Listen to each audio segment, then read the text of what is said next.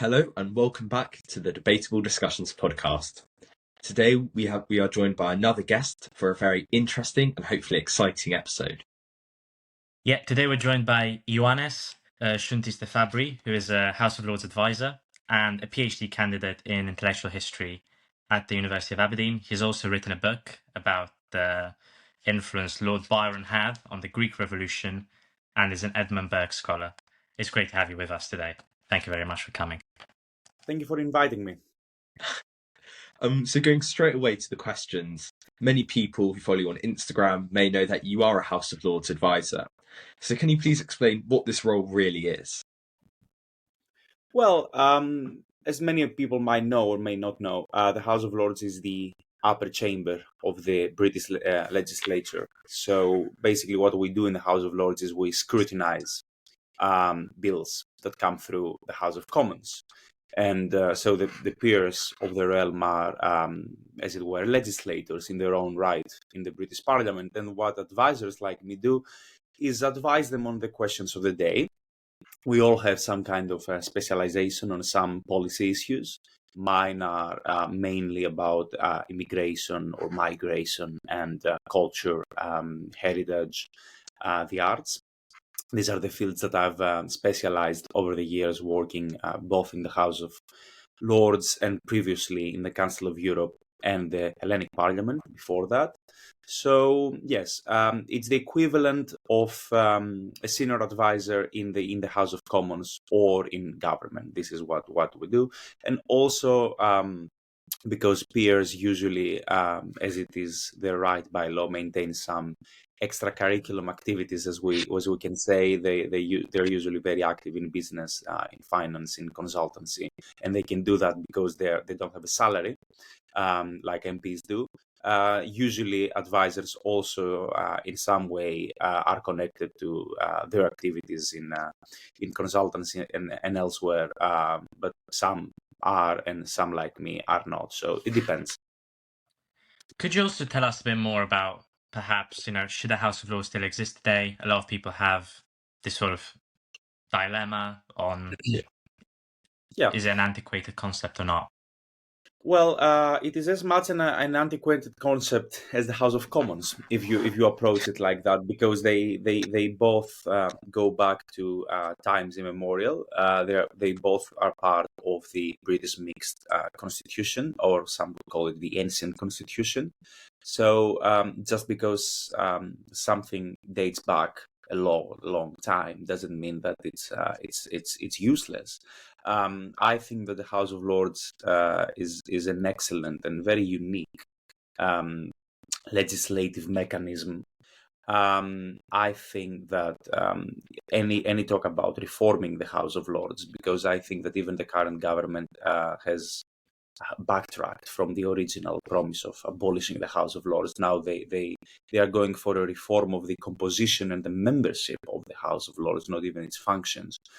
But I think that any talk about reform should mainly focus on how best the House of Lords can scrutinize legislation coming from the House of Commons, which is its constitutional right and obligation to do. So I think that the House of Lords serves the British politics well. I think that because the upper chamber is unelected, you avoid the convolutions or the divergences that are observed, or even the deadlocks that are observed in the United States of America, for instance, or even continental parliaments like the French Parliament or the Italian Parliament, which are also bicameral legislatures. So yes, I think that the House of Lords is a working part of the Constitution, and also regarding its composition, since at least 1998, that is the Blair reform. The composition of the House of Lords is not that of a port-stained earl sitting on a Chesterfield chair in some London club. Yeah. Which up to a certain extent was before the 1998-1999 reform. But it's a very diverse chamber. The demographics of the chamber based on race, ethnicity, sexual orientation, gender, professional background, education, age. It's all very, very diverse and inclusive, I would even might say. So to some extent, if you walk around the corridors of the House of Lords, and then you do the same in House of Commons, I would even dare say that the House of Lords, I don't have the data in hand, but I would even dare say that the House of Lords is actually a more diverse chamber than the House of Commons regarding the members of the body politic that are represented there. So yes, by and large, I think that certainly it's a part of the constitution that should be maintained, and that it performs its duties well. Interestingly, though, from my perspective, I really enjoy the idea of the House of Lords from an ideological perspective. As you said, it's perfect for sort of scrutinising government policy, laws, with perhaps more experts. But one of the sort of the biggest criticisms of it, though, is that it's basically gotten too big. I think I'm right in saying that it's perhaps the second biggest legislative body in the world. So do you think then there should be reform to sort of reduce the size of the membership? That's a very good question. There was an article in the Politico magazine published last week about actually the size of the House of Lords, and it was used as the main argument suggesting or proposing its reform. Now, if you take just the numbers, yes, it is the second largest legislative body in the world, I think, after the National Assembly of China or something like that. Yeah. So one prima facie will say it's too big. Now, as it happens with the House of Commons, but it's even more the case with the House of Lords, not all peers show up at the same time or for the same debate. Otherwise, it will be impossible for the chamber to hold them, even size-wise. What is the House of Lords is that it is a pool. It is what I usually say, it's a pool of talent, and it's a pool of knowledge and experts. And at every single given debate on immigration, on heritage, on sports, different members from this pool emerge and participate in the discussion. So because they don't have a standard salary, and because they only get a daily compensation if they show up and vote, I don't really think that it's a problem to have a very large pool or database, if you like, a contact book of experts that you can call upon every time you have a very niche debate, because there are many niche debates that come to the House of Lords. So I think last session we had a bill about heritage trees in the UK. Right. I know nothing about heritage trees, but there were actually peers who knew a lot about heritage trees and were able to help in the debate. So it is big, but it doesn't cost anything. It is very flexible, and I think that the argument of its size is not one to count against the House of Lords, because exactly of how it works. But it's a popular argument. It's even used by publications of standard like Politico, because actually it is not often the case that people look into the workings of the House of Lords or its composition or its function to actually see the details about its operations. Could you also tell us a couple of topics that have recently come up in the House of Lords where you've had an input? Well, the House of Lords has three functions. First, we debate bills that come to us from the House of Commons. It's not our initiative. And of course, as you probably know, the biggest single item of legislative controversy in the previous parliament was the Rwanda bill, the immigration Rwanda bill, which is now killed. So there is little use talking about that. But it ping-ponged between the House of Commons and the House of Lords quite a few times in quite a few sessions. I think in overall it was ping-ponged for over 3 years between the two houses. Second, we have very interesting debates that are instigated by peers. So we had a very interesting debate about the bicentennial of Lord Byron and how best to commemorate his legacy in the United Kingdom. And the Minister of State back then for Culture, Lord Parkinson, came and briefed the House about how we're going about the move of the Lord Byron statue from Park Lane to Hyde Park, which is a great project. So things like that. We had a debate about the Elgin or the Parthenon marbles, also instigated in the House of Lords. And I think on this topic, it was one of the most elevated and subtle discussions I ever heard on the topic in either the British or the Hellenic Parliament. So these are just examples of what is going on in the chamber, and things that have been involved one way or the other, either pertaining immigration or heritage. Oh, so you just mentioned there the Parthenon or Elgin marbles. And for any of our listeners who don't know, these are a collection of ancient Greek sculptures removed by Thomas Bruce, 7th Earl of Elgin, back in the 1800s.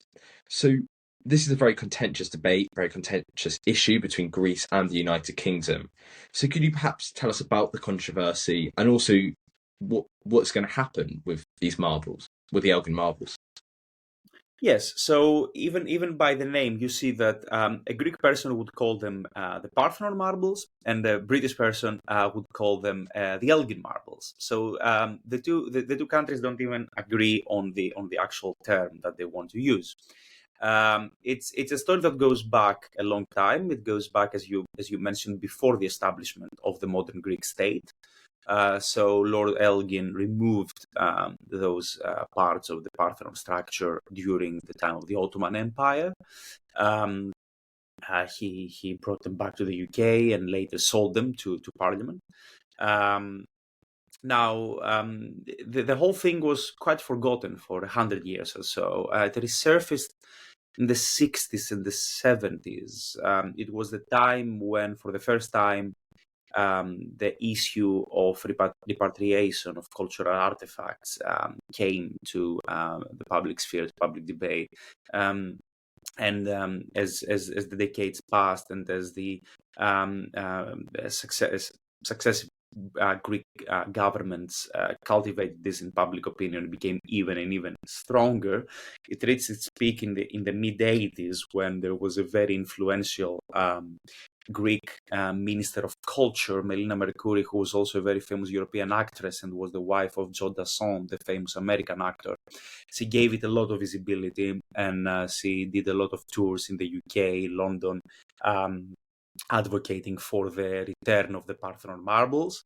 Then it continued on in the 90s, early 2000s, and again, the issue came into prominence when Rishi Sunak, the former prime minister, refused to meet the Greek prime minister a couple of years ago, less than a year ago.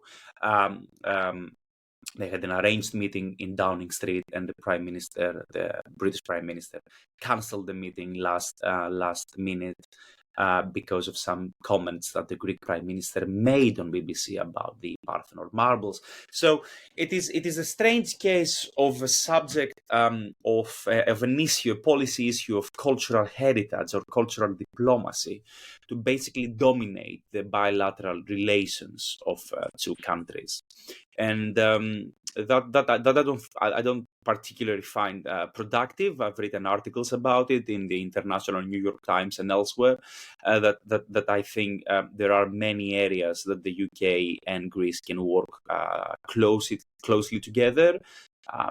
That is immigration, education, tourism, sustainability, a lot of things. But for some reason, this thorny subject of the Parthenon marbles remains up there. Now, I think that we are maybe coming closer to a sort of a solution, and that is because we have a change of government in the United Kingdom, and we also have a change of leadership in the British Museum. So Nicholas Cullinan, the former director of the National Portrait Gallery, has just been appointed, assumed duties as the director of the British Museum. The chair of the trustees, George Osborne, has been for a couple of years now liaisoning between the two governments to try and find a solution. So there is exhibited will on behalf of the British Museum to sort of try and find a solution on this issue. The previous UK government was adamant that there would not be any move towards resolving this conundrum, but the current government has left some room for negotiations. Chris Bryan, the culture minister 2-3 weeks ago made a statement that there might be some solution coming up. I know that the Greek government is actually actively working towards a solution as well. Now, one might ask what the solution is going to be and why a solution is feasible now and not 3 or 4 or 5 decades ago. It seems that both sides have come to the understanding that if a solution is to be reached, there needs to be mutual concessions. As with any negotiation, you start from your maximum position and then you meet towards the middle ground to sort of compromise with with the other side. Now, the compromise, probably, this is both my personal opinion and my information, will be something like will be as follows. So basically, what the Greek government, the British Parliament, and the British Museum will give is that they will allow the loan of the Parthenon marbles to the Acropolis Museum in Athens for 3, 5, 15 years or indefinitely, which is the legal term ad perpetuum. That would probably mean they will be replaced by some kind of high-end techie replicas in the British Museum, as you can do these days with the technology that is available. Now, I'm talking about return. Sorry, excuse me. I'm not talking about return, but I'm talking about reunification. This is the term that the current Greek Prime Minister has repeatedly used for over 4 years now. He stopped using the term return, either in Greek or in English, and he's using the term reunification.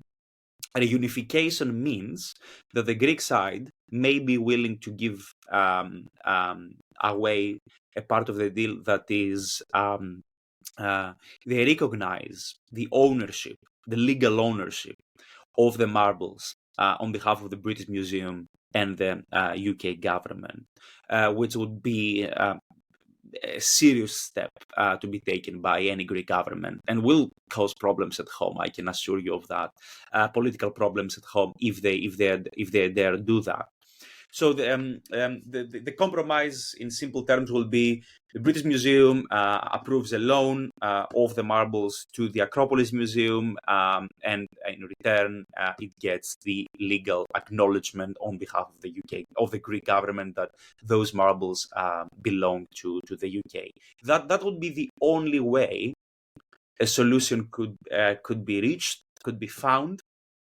If not, if either of the two sides decides that they want to move towards a different direction, I would say that the issue will continue as it is for many, many, many years. It's clear to anybody who's involved with negotiations at this point that this is the only realistic expectation.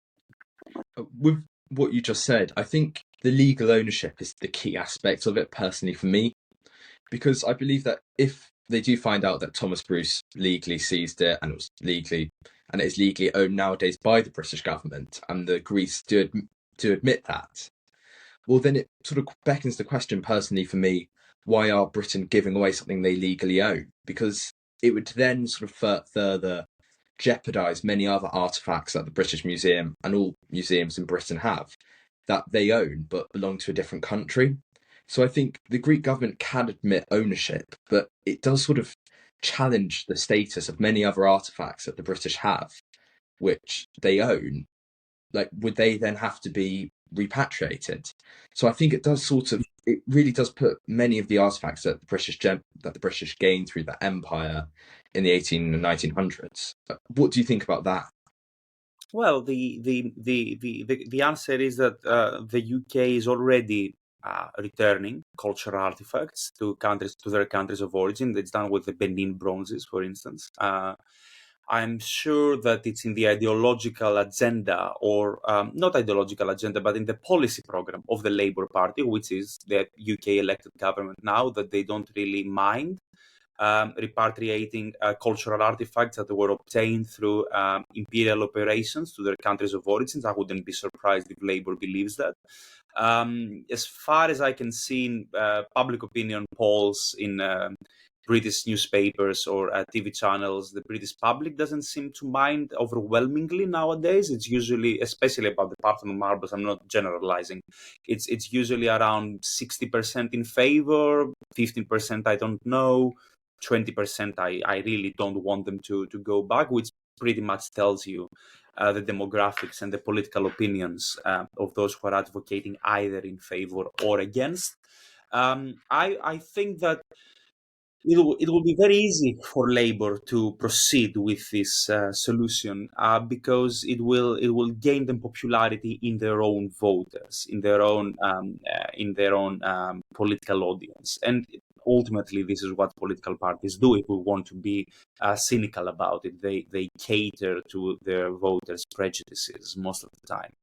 So I think that it's for the two sides involved, and I'm approaching it as objectively as I can. For the two sides involved, it's a win-win situation because Labour will feed the ideological needs of its audience, and the Greek government will gain back some important cultural artifacts. What both sides will lose is that the Greek government, what you consider as problematic on the British side, it will be considered problematic on the Greek side. I can assure you that it will be very difficult for Greeks to swallow even an oral or written declaration of ownership of the Parthenon marbles on behalf of Britain, because it's a deep-seated belief in the cultural and in the collective subconsciousness of Greeks that these belong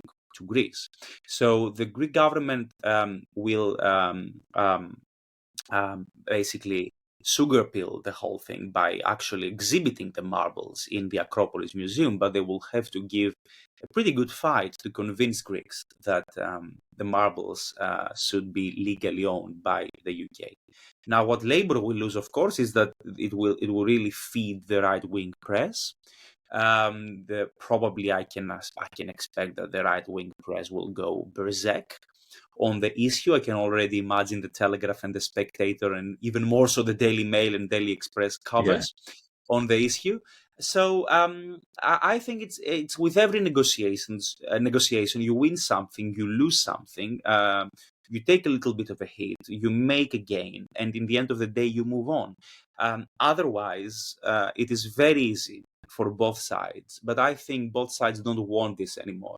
That for both sides to continue bickering on the issue and basically having monologues on either side about their own rights and doing their own conferences and publishing their own books and putting their own celebrities advocating the cause.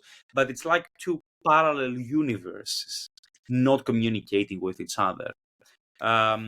Again, we don't even know if we're going to get there, but all the public statements made in the last 2-3 months point towards that direction.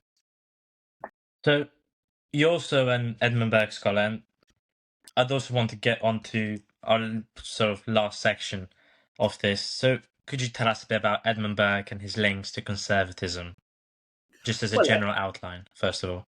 Edmund Burke was an 18th century Anglo-Irish Whig politician, political theorist, pamphleteer, and spokesperson of the Rockinghamite Whigs in Parliament, which were the group of MPs around the second Marquess of Rockingham, who was briefly Prime Minister between 1765 and 1766, and again in 1782, just before his death.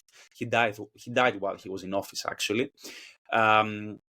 So Burke is often considered as the founding father of, I will say, Anglo-Saxon or English-speaking conservatism, because no French or Italian conservative will consider Edmund Burke as their founding father. They have their own founding fathers. This is the thing with conservatism. It's not a universal ideology like liberalism or communism or socialism. It's not even an ism like the other isms. It doesn't have a holy book. It doesn't have a basic creed. But if you're an English-speaking Anglo-Saxon conservative, you will pretty much consider that. One of the first, at least, conservatives was Edmund Burke. Now, what is interesting is that Edmund Burke himself wouldn't describe himself as conservative, because this is a 19th century term, as all the isms are. He would describe himself as a Whig. Again, it's very complicated to go into what the Whigs were really. It would take us hours, but these were basically the representatives of the landed interest in 18th century Britain. These were the MPs and lords and grandees that were upholding the principles of the Glorious Revolution of 1688. They were advocating for the rights of property. They were advocating for religious tolerance, for the mixed government, for the interdependence of the three elements of the constitution: the democratic, the commons, the aristocratic, the lords, and the monarchical crown. And they would be Rockingham and his followers in particular, be those who would advocate reconciliation with America during the American War of Independence. There would be those who would advocate for a more lenient approach towards the administration of Irish affairs in Ireland, the reform of the operations of the East India Company in India and other multinational, as it were, corporations in the West Indies and other places of the emerging British Empire. And lastly, of course, this party split into many different parts during the French Revolution. Burke was actually the first to split from the Whig Party and form his own independent cohort in Parliament. And later he sort of pulled away the more grandiose aristocratic elements of the Whigs, the Duke of Portland, the Earl of Fitzwilliam, and their supporters, who joined William Pitt, the younger, the then Prime Minister, and basically the remaining Whigs went into opposition under Charles James Fox, the very mercurial but opportunistic leader of the opposition.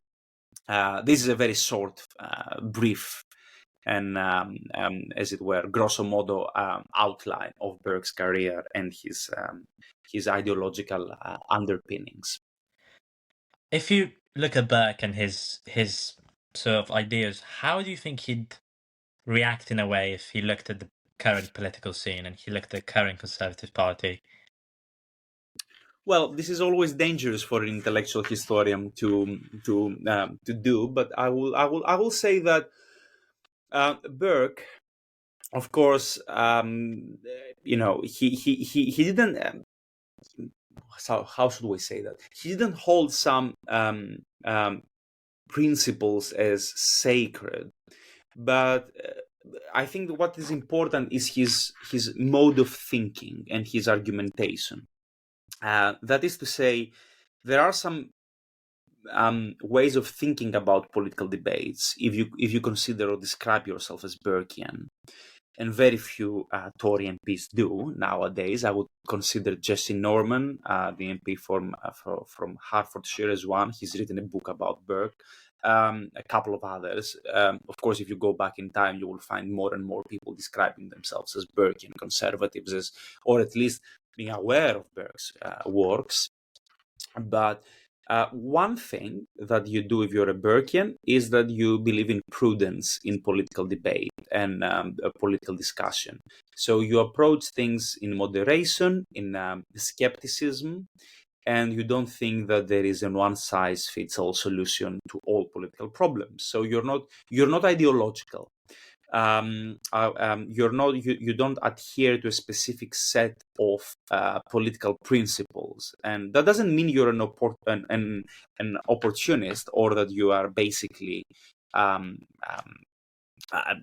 you don't have a moral or political compass, but you try to find solutions to problems by using the very rich repository of knowledge of the past, of previous experience. It's a test and try, but you start from what you already know, and you apply what you already know to problems. And if it works, you move on. You say that you don't have to reinvent the wheel.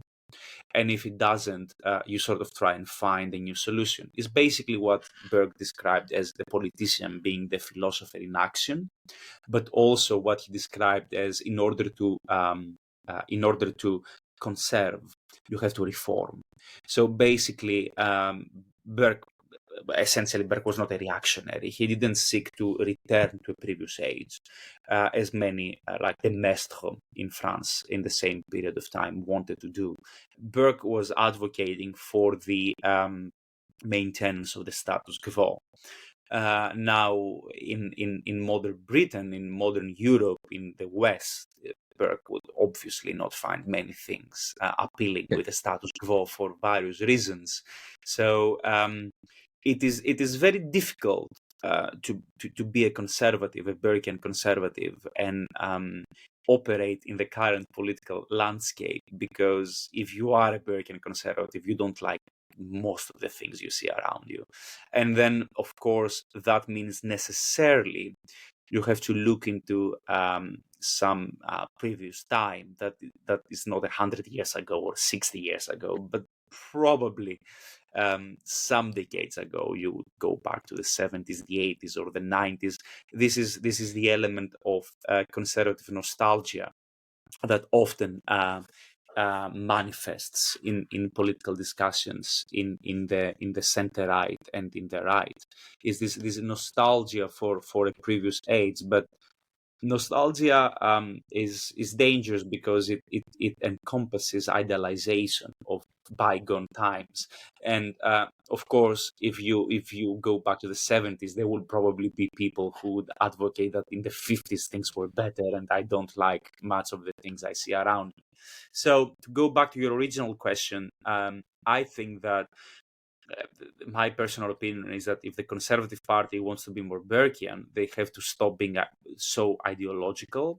They have to start looking into examples of how things worked in the recent past, approach a one nation Tory agenda that is try to appeal to the whole body politic, reconcile different societal and economic interests, try to stop the fragmentation of society and the body politic as it is currently observed in various parts of the country, as it were, be a unifying force, offer a unifying vision for the citizens or the voters of this country. And I think that there are conservative candidates already who are, for the leadership of the Conservative Party, who advocate for this sort of approach. And we will see how things unravel until November, when the election is to take place. But I think that all associates and teams working around conservative candidates would really benefit from going back to Burke's works and trying to use some of his perennial political wisdom to try and enrich their ideological understanding and their political thinking. Thank you very much, though, Ioannes, for coming on today. It's been great to have you here My to pleasure. discuss several political issues, whilst also linking in some history to the discussion. Yeah, thank you very much for coming today, and it was truly a fascinating discussion. I'm gonna have to be honest, I didn't really know a lot about the topics we discussed today previously to this. Now I feel like I'm gonna have to do a bit of reading. So thank you very much, and we hope you liked the episode. And always, if you did, please do give us a 5-star review and do listen to the previous episodes of the podcast. Thank you very much.